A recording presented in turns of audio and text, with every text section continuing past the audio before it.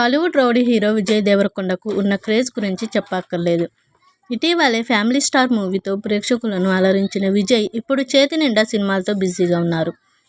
విజయ్ కెరీర్లో one of the best movie dear comrade. 2019లో విడుదలైన ఈ సినిమా మిక్స్డ్ పాజిటివ్ రివ్యూస్ అందుకుంది. ఈ సినిమాలో రష్మిక మందన కథానాయికగా నటించింది. ఈ సినిమా విడుదలై నేటికి 5 ఏళ్లు పూర్తయింది. ఈ సందర్భంగా సోషల్ మీడియాలో రష్మిక ఎమోషనల్ పోస్ట్ చేసింది. అలాగే ఈ సినిమాకు సంబంధించిన ఇంట్రెస్టింగ్ న్యూస్ నెట్టింట వైరల్ అవుతుంది. బాబీ అనే విద్యార్థి రాజకీయ నాయకుడితో ఉండే సమస్యలు, లిల్లీని కలిసిన తర్వాత అతడి జీవితం ఎలా మారింది అనే కథాంశంతో ఈ చిత్రాన్ని రూపొందించారు.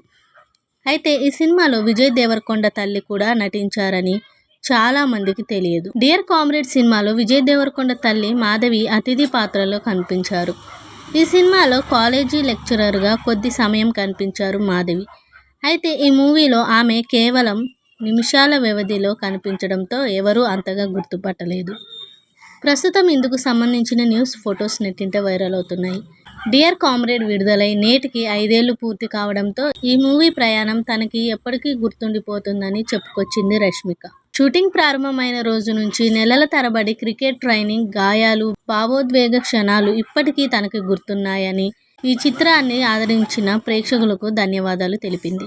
మైత్రి movie makers Big Ben cinemas నిర్మించిన ఈ రొమాంటిక్ డ్రామా ప్రపంచవ్యాప్తంగా 30 కోట్లకు పైగా వసూలు చేసింది.